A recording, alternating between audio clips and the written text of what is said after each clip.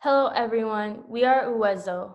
Uwezo in Swahili means ability, and as you can see from our logo, the letters W and E are capitalized to emphasize the fact that together, we have the ability to create change. And that change my team and I would like to create is in developing a device that will be used to treat postpartum hemorrhaging for mothers in the developing world. Postpartum hemorrhaging is the leading cause of maternal mortality in the developing world, and sub-Saharan Africa accounts for 68% of all maternal deaths each year.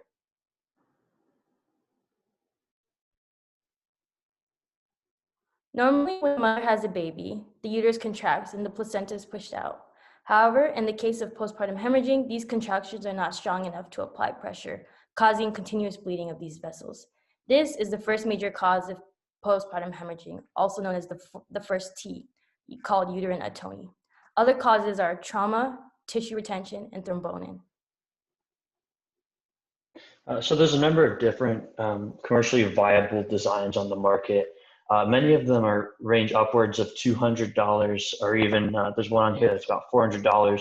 Our design is using material that's generally much more easily accessible and more inexpensive compared to these other ones.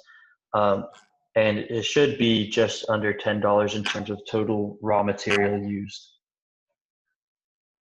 So how it works, like Alexia mentioned, we're targeting the uterus and preventing hemorrhaging after giving birth. And our product, in many ways, works very similar to a lot of the competition. The main advantage, however, is that we have a product that costs much less than the competition, and this leaves us room to innovate and add changes where it might not be available for others.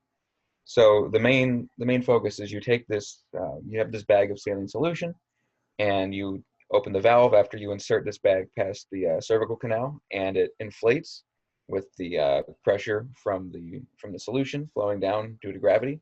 And as it inflates, it applies pressure to the uterine walls, and this prevents hemorrhaging by applying pressure to this area so that it can't continue to bleed. And then the idea is that this ends up preventing the bleeding from continuing, and then helps a clot to form. And then once the uterus begins to contract again, the liquid in the solution is forced back out of the balloon and into the bag, and then the balloon can be removed. Something to keep in mind is that one of the issues is making sure that the balloon is placed correctly.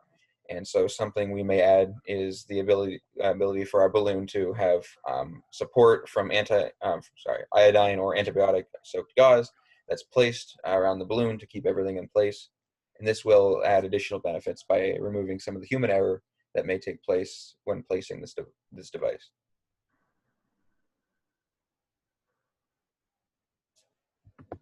So here are our methodology and our future directions. As you can see, we're on track to finish this project by May of 2021. And as of September and December, we completed our concept generation and our design and prototyping, and we're on our way for verification and implementation in the coming months. Thank you.